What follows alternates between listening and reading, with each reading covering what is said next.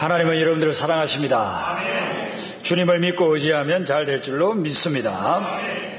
오늘 말씀 18절에 보시면 십자가의 도가 멸망하는 자들에게는 미련한 것이요 구원을 받는 우리에게는 하나님의 능력이라고 했습니다.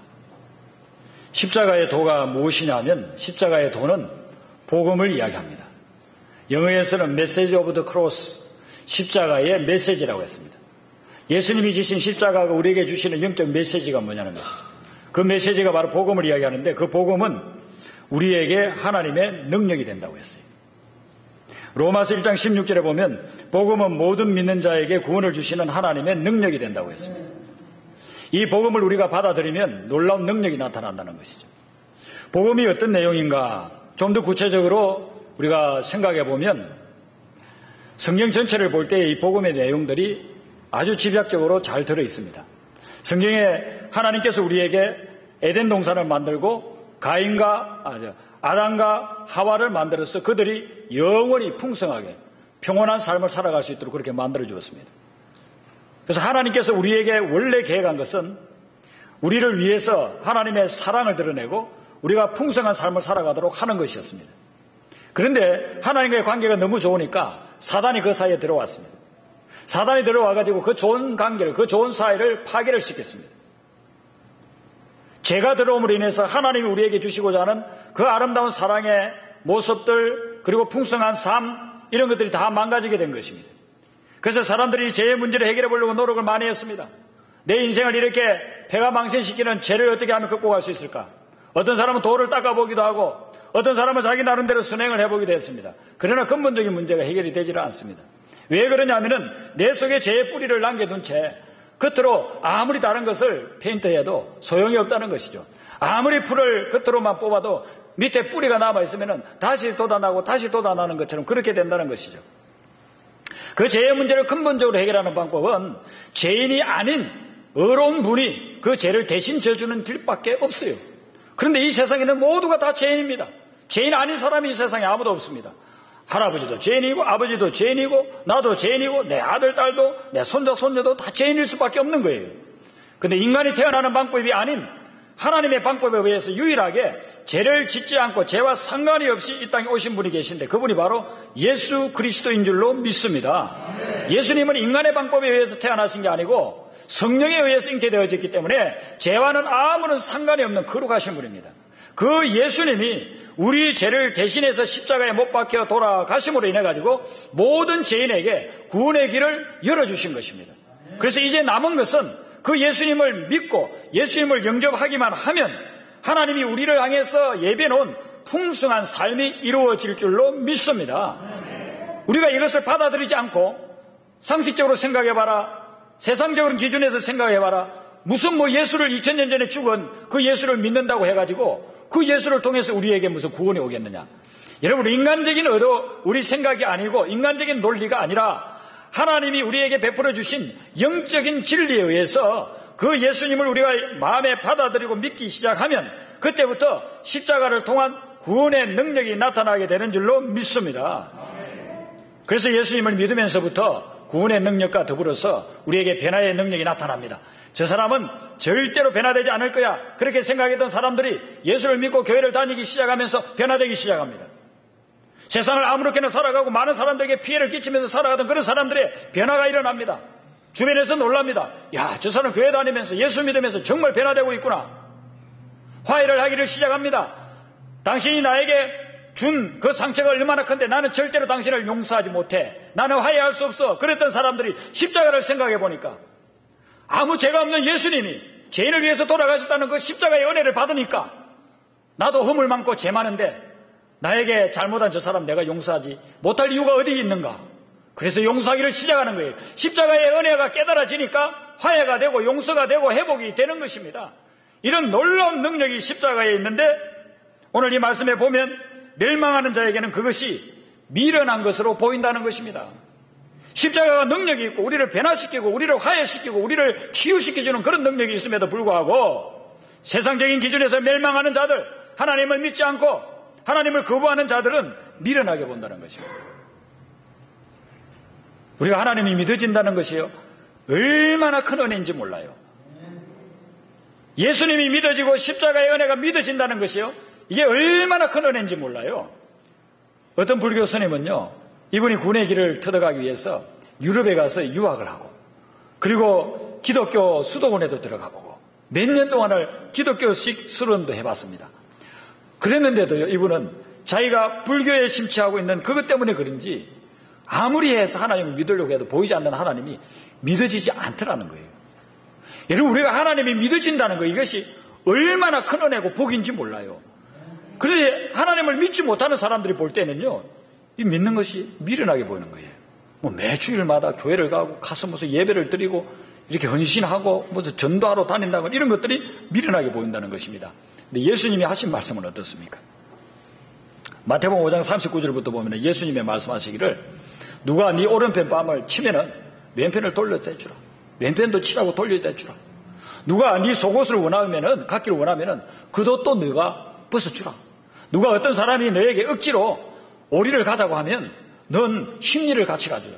어떤 사람이 나 2km 가자고 억지로 막 끌고 가면은 십리를 같이 가주라. 그렇게 이야기를 하고 있는 것입니다. 여러분, 이게 상식적으로 이해가 됩니까? 이거는 미련하게 보이는 것입니다. 이거는 바보가 되라고 하는 것입니다. 정상적인 생각을 가지고 있는 사람들은요, 절대로 이렇게 할 수가 없습니다. 그런데 예수님 말씀은 그렇게 해보라는 거예요. 네 오른편 뺨을 치면은 왼편을 한번 돌려대보고, 속옷을 원하면은 그도 또 줘보고, 오리를 억지로 가려고 하면은 그러면은 십리도 동행해 줘보라는 것입니다. 그게 하나님의 논리라는 것입니다. 우리 상식적으로는 이해가 안 되고, 상식적으로 보면은 어리석고 바보스럽고 그리고 미련한 것이지만은, 하나님이 이렇게 하라는 원리대로 보면 놀라운 십자가의 능력이 나타날 수 있다고 우리에게 근거해 주고 있습니다. 제가 어릴 때에 동네에 바보가 있었습니다. 뭐 그때 동네마다 바보가 없는 동네가 별로 없었죠. 근데 그분은 저보다 나이가 몇 살 많아요. 형님뻘이에요. 근데 지능이 유치원 수준이니까 바보라고 하는 거예요. 아이들이 덩치는 크지만은 계속 놀려대는 거예요. 어떤 애는 뭐 막대기 가지고 때리기도 하고 조그만 돌을 갖다 툭툭 던지면서 놀리는 거예요. 바보야 바보야 놀려요. 그래도 웃고만 있어요. 그러다가 애들이 놀다가 넘어져가지고 다치면은요, 가가지고 그 피나는 무릎팍을 호호 불어주면서 그렇게 또 또닥기를 주는 거예요. 조금 전에 자기를 놀렸던 그 녀석들 잘 됐다고 막 박수치고 웃고 해야 될 텐데, 그게 아니고 가가지고서는요, 호호 불어주면서 울지 말라고 자기가 아픈 것처럼 그렇게 또 위로해 주는 거예요. 바보니까 그래요, 바보. 제정신을 가지고 있는 사람 같으면 그렇게 하지 않을 거잖아요. 그런데 예수님 말씀이 뭐냐면은, 우리가 이 세상을 살아가려고 하면 그렇게 바보가 돼야 된다는 것입니다. 바보가 돼야 이 세상에서 스트레스 받는 거, 그거 때문에 병이 안 걸리고, 바보가 돼야 무시하는 것 때문에 밤잠 못 이루면서 막 불면증 걸리는 그런 데서 벗어날 수 있다는 거예요. 데살로니가전서 5장 16절에서 항상 기뻐하라고 했는데요, 항상 기뻐집니까?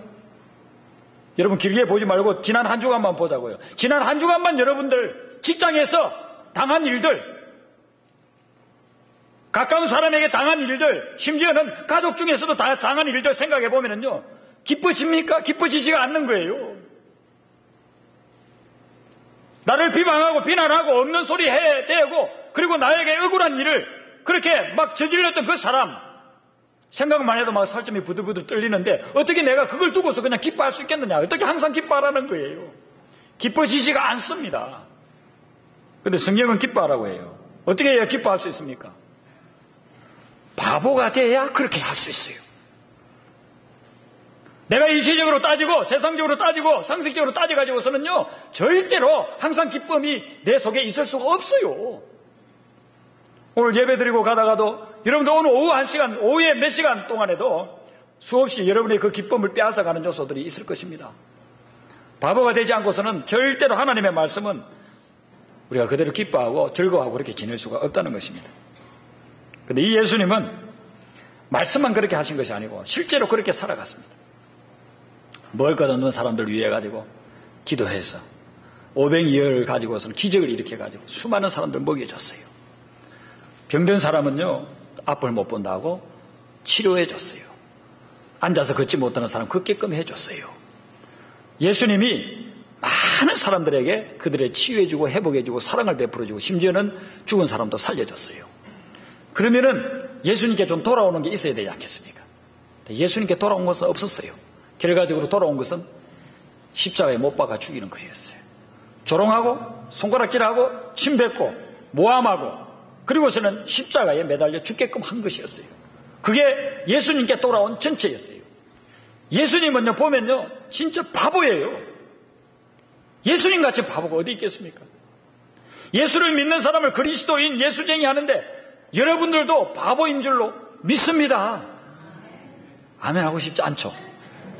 바보대로 가는데 누가 바보 되고 싶어요? 조금이라도 더 똑똑해지고 싶은 세상인데. 근데 예수님은요 그 길을 걸어간 거예요. 바보라고 손가락질하고 바보 취급당하는 그 길을 걸어간 거예요. 그래서 23절을 보십시오. 우리는 십자가에 못 박힌 그리스도를 전하는데 이 십자가에 못 박힌 그리스도가 누구냐? 이방인에게는 미련한 것이라. 하나님 모르고 하나님 믿지 않는 세상 사람들이 볼 때는요 십자가에 못 박힌 그리스도 그 미련한 것이라는 것입니다. 십자가에 죽는 것은 그 미련한 거예요. 하나님의 아들이냐? 능력 있냐? 너 죽은 자도 살리지 않았느냐? 십자가에서 내려와봐라. 그게 로마 병정 유대 병정들이 예수님을 십자가 밑에서 지키면서 예수님을 조롱한 말이에요. 네가 그 능력이 있지 않느냐? 너 앞을 못 보는 사람 보게 하고 안전뱅이도 일으키고 죽은 사람도 살리지 않았느냐? 그런 능력 있고 네가 또 하나님의 아들이라며. 하나님의 아들이면 그 십자가에서 한번 내려와봐라. 조롱했습니다. 여러분들이 하나님의 뜻 가운데서 살아가려고 하면 사람들이 그럴 거예요. 사람들이 하나님의 뜻대로 살아가는 사람들 보고 네 그렇게 하나님 잘 믿는다며 맨날 주일날 가고 너 주일날 섬기고 그리고 뭐 봉사하고 헌금하고 그런다면 그런데 네 뭐 잘된 건 뭐냐 이렇게 조롱할 때가 있다는 것입니다. 세상적인 기준으로 볼 때는 예수 잘 믿어가지고 복받아야 된다고 했는데 그렇게 복받지 못할 때도 있습니다. 몇 년 사이만 보면 세상적인 그런 기준으로만 보면 복받지 못할 때도 있습니다. 그때 사람들은 예수쟁이들 향해서 바보라고 그렇게 손가락질하는 것입니다. 여러분 우리가 신앙이 점점 성장해 나가면 하나님께 쓰임받기를 원해요. 저나 여러분이나 하나님 앞에 멋지게 다 쓰임받기 원치 않습니까? 모세와 같이 멋지게 쓰임받기 원하고 에스더와 같이 민족이 위기에 있을 때 민족을 구원할 수 있는 그런 인물이 되기를 원치 않습니까? 마리아와 같이 하나님의 아들이 우리 가문을 통해서 우리 가정에 온다고 한다면 얼마나 좋을까? 하나님께 쓰임받는 그런 사람이 되고 싶잖아요. 사도 바울과 같이 하나님께 멋지게 쓰임받아서 가는 곳곳마다 교회를 세우고 수많은 영혼들을 구원하면 얼마나 좋을까? 절망과 좌절에 있는 사람들 기도를 통해서 그분들에게 회복의 삶을 허락해 준다면 얼마나 좋을까? 하나님께 쓰임받고 싶은 그런 갈망이 있잖아요.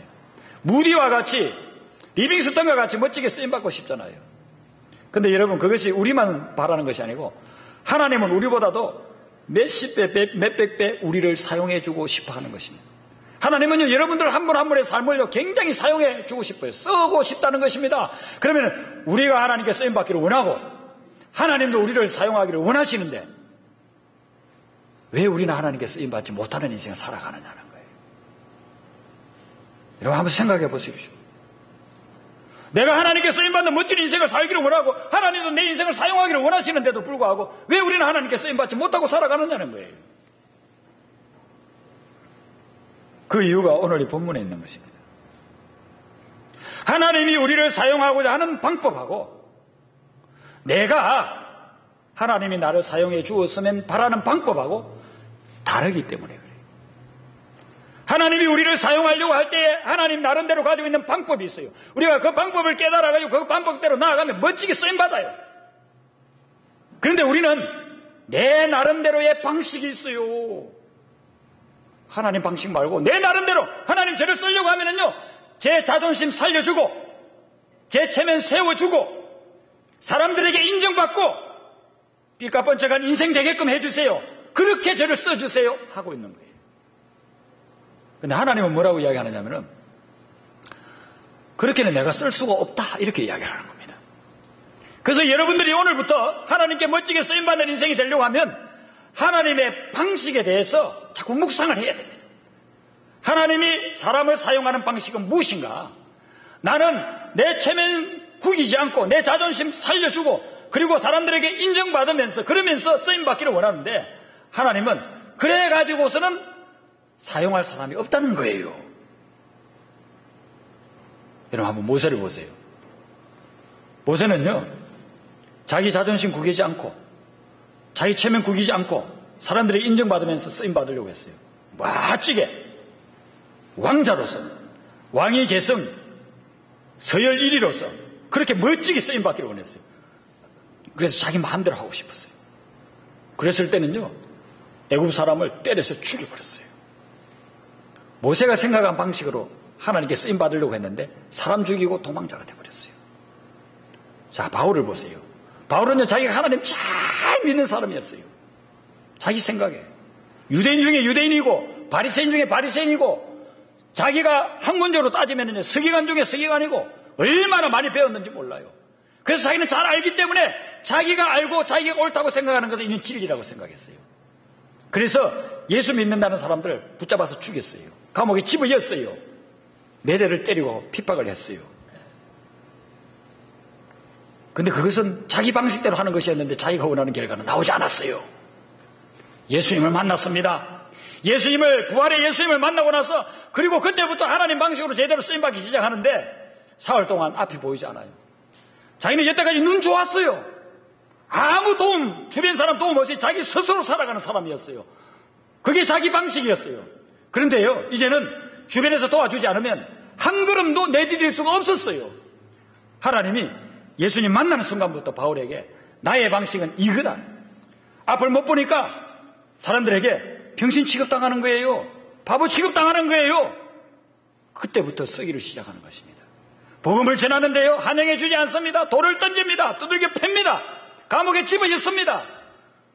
미련한 방식, 사람들에게 바보라고 조롱당하는 그런 방식의 길로 하나님이 이끌어 가시는 것입니다. 그런데 놀라운 것은 그 속에서 하나님의 능력이 나타나기를 시작하는 거예요. 자기가 똑똑하고 자기 능력 있고 자기 지식을 가지고 많은 사람들, 자기 기준에 맞지 않는 사람들 핍박하고 죽이고 감옥에 집어넣을 때 나타나지 않았던 그런 능력이, 그런 놀라운 십자가의 능력이 자기가 병신되고 바보 취급당하고 미련하다고 손가락질 당하는 그 순간부터 나타나기를 시작하는 거예요. 여러분, 우리가 하나님께 쓰임받으려고 하면 하나님의 방식이 무엇인지를 깊이 묵상을 해봐야 됩니다. 그리고 늘 기도해야 됩니다. 하나님의 방식을 깨닫게 해주시고 제가 하나님의 방식대로 쓰임받게 해주세요라고 기도해야 됩니다. 하나님의 방식은요, 사람들이 보기에는 바보예요. 바보 천치예요. 내 생각과 다를 경우가 너무나도 많아요. 하나님, 참 꼭 이런 방법으로 저를 쓰셔야 되겠습니까? 라고 할 때도 있어요. 하나님, 이런 방법 아니고 좀 멋지게 좀 다르게 제 체면도 세워주면서 그렇게 저를 좀 사용하시면 안 되겠습니까? 그렇게 물으면 21절 하반절에 대답을 하는 거예요. 하나님께서 전도의 미련한 것으로 믿는 자들을 구원하시기를 기뻐하셨도다. 전도하는 거 보세요. 얼마나 미련합니까? 세상에서는요, 대기업의 임원이에요. 세상에서는요, 정말 부를 거 없어요. 성공했어요. 그런 분들이 띠를 띠고 가가지고서는 예수 믿으세요. 우리 윤영교에서 왔습니다. 예수 믿으세요 하면 자기에 비하면요, 돈도 모아놓은 것도 없고 배운 것도 없고 그런 사람이 다 치면서 싫어요. 당신에는 믿어요. 그렇게 하고 갈 때, 여러분, 그게 얼마나 여러분 체면 구기는 거예요. 그게 전도 아닙니까? 그게 전도. 전도하려고 하면요, 그 사람. 제가 어떤 분 전도하기 위해서요, 10번을 정말 수고를 무릅쓰고 찾아간 적이 있어요. 그 부인이 건사님인데, 이 양반은요, 교회 시험을 당해가지고 교회 안 나온다는 거예요. 그분을 전도하기 위해서요, 10번을 찾아갔어요. 어떤 분은요, 불면증 걸린 분인데, 그분을 전도하기 위해 가지고요, 그 집에 100번을 예배 드리러 간 적이 있어요. 이틀 사흘이면요, 1년 걸리잖아요. 100번을 그 집에 예배 드리러 갔다니까요. 100번을. 그래가지고 교회 나오는 거예요. 전도가요, 얼마나 미련한 방법인지 몰라요. 어떤 사람은 그래요. 꼭 그런 식으로 전도해야 되냐. 천하보다도 귀한 영혼이요, 그렇게 하지 않고서는요, 절대로 주님 앞으로 나오지를 않아요. 그래서 오늘 21절에 이야기하는 거예요. 전도의 미련한 방법, 그걸 통해 가지고 사람들을 구원시킨다는 거예요.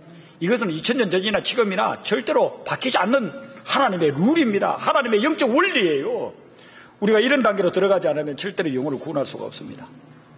우리 교회에서 지금 양론에 가서 전도합니다. 또 오후에는 마켓 앞에 가서 전도합니다. 어떤 데는 그 전도하다가 때려치우고 싶을 때도 있을 거예요. 미련하게 보이니까, 사람들에게 무시당하니까. 근데 그게 영혼들을 구원하는 거예요. 그래서 전도지 받은 사람들이요, 우리 교회를 찾아오는 거예요. 최근에는요, 어느 누구도 전도도 하지 않았는데도 스스로 찾아와서 우리 교회 등록하는 분들이 있습니다. 그분들이 어디서 교회를 알았겠어요? 마켓에서 전도지 주는 거 보고 그렇게 나오는 것입니다. 미련한 방법 같는데 그 방법이 영혼을 구원하게 되더라는 거예요. 하나님께서 하는 방법이 전도에만 나타나는 게 아닙니다. 여러분들이 사업하는데도, 여러분들의 직장에서도요, 가정에서도 똑같은 원리입니다. 이 방법을 쓰면 하나님의 역사와 능력이 나타나는 거예요. 조지 실버맨이라고 하는 분이 쓴 입소문을 만드는 100가지 방법이라고 하는 책이 있습니다. 여러분, 장사를 잘하려면 입소문이 잘 나야 되잖아요. 그 식당에 갔더니만 참 밥이 맛있더라, 음식을 잘하더라. 거기 그 메케닉 갔더니만 차를 참 잘 고쳐주더라, 참 친절하다. 그 약국에 갔더니만 약사가 얼마나 자상한지 모르게 소문이 잘 나야 사람들이 찾아올 거 아닙니까? 그래서 이 실버만이라고 하는 분이 입소문을 잘 만드는 100가지 방법을 이 책에 소개를 했어요. 그 중에 이런 이야기가 나와요. 유명한 백화점인데 그 백화점에 한 여자 고객이 왔습니다. 반품을 해달래요. 뭘 반품해달라고 하느냐면은 자동차 타이어를 하나 가져와가지고 그걸 반품을 해달랍니다. 그래서 영수증 가지고 계십니까? 했더니 영수증 없어요. 영수증이 있어야만 우리 백화점에서 반품을 해주는데요. 근데 저 영수증 없어요. 그래도 제가 여기서 샀으니까 반품해 주세요. 하도 그분이 그냥 반품해 달라고 강요를 하니까 이 직원이요, 반품을 해줬습니다. 몇십 불 주고 그 타이어 옆에 놔놓고. 그런데요, 그 백화점에는 타이어를 팔지 않는 백화점이에요. 타이어를 팔지도 않는 백화점인데 타이어를 가져와서 반품해 달라는 사람에게 반품을 해줬어요. 그때부터 소문이 나기 시작했어요. 저 백화점은 팔지도 않는 물건도 반품해 준다. 진짜 좋은 백화점이다. 소문이 나가지고 한 1년이 지났는데요. 1년 지나고 나서 매상을 체크를 해보니까 타이어 반품해 준 거 몇십 불. 그런데요, 몇백만 불의 수입이 있었다는 것입니다. 소문이 나가지고 타이어 몇십 불, 그건 분명히 손해예요. 없는 거, 팔지도 않는 거 그걸 갖다가 반품해 줬어요. 엄청난 손해라고 볼 수 있어요. 그런데 그게 손해로 끝난 게 아니에요. 그게 나중에는요, 수십만 배의 효과를 가져오더라는 것입니다. 그 백화점이 소문이 나가지고 그 도시에 있는 많은 사람들이 그 백화점에 몰려들어가지고 1년 동안 매상을 딱 계산을 해보니까 수십만 배의 그런 수익을 가져오게 되었다는 것입니다. 여러분, 고린도전서 1장 25절 오늘 마지막으로 읽었던 구절을 한번 보십시오. 하나님의 어리석음이 사람보다 지혜롭다고 했습니다. 세상에 똑똑한 사람들 많습니다. 스스로도 나는 똑똑하다고 생각하는 사람 많습니다. 그런데 그 사람들이 생각하는 그 똑똑한 것보다 사람들이 보기에 어리숙하게 보이는 하나님의 어리석음이 더 지혜롭다는 거예요.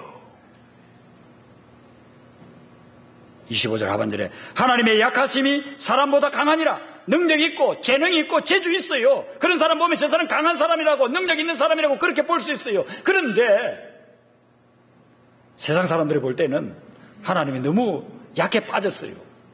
그런데 그 하나님의 약함이 세상에서 능력이 있다고, 재능이 있다고, 재주 있다고 생각하는 그 강함보다도 훨씬 더 강하다는 것입니다.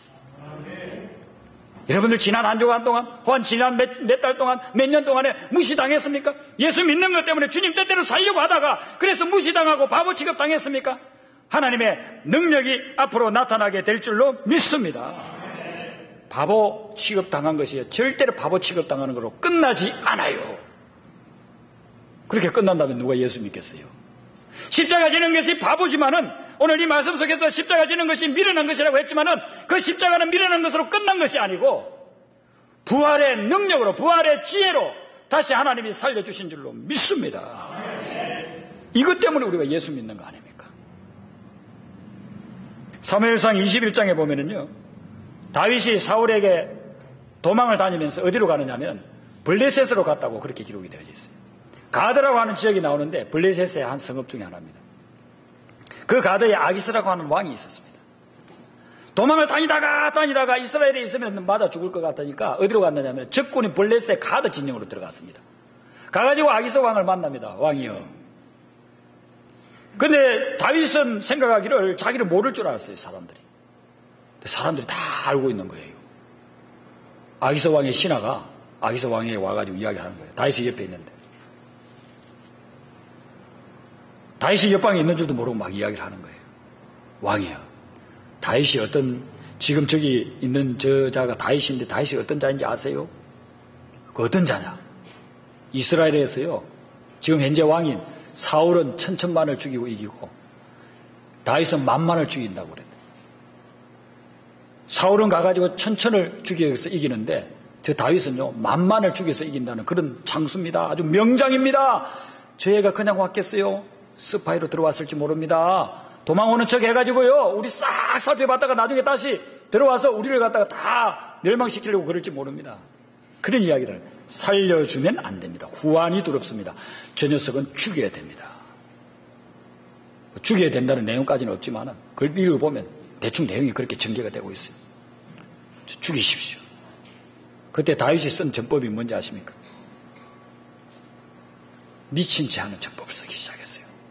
침을 칠 흘리면서 눈이 돌아가면서, 그리고서는요 대문간에 가가지고요 어깨를 비비면서, 가려워서 비비면서 완전히 바보 병신이 하는 그 짓을 하고 있는 거예요. 그러니까 아기스 왕이 그걸 보고서는, 야, 우리나라에 미친놈이 없어서 저런 미친놈을 데려왔냐, 당장 내보내버리라. 내보내줘가지고요 거기서 살아남은 거예요. 그래서 나중에 후에 다윗이 왕이 된 거예요.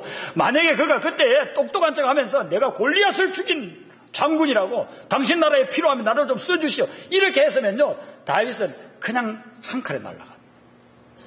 그렇게 싸움 잘하는 놈을 내보다가 어떻게 자기 나라가 안전하겠어? 한 칼에 그냥 날려버리지 않았겠어요?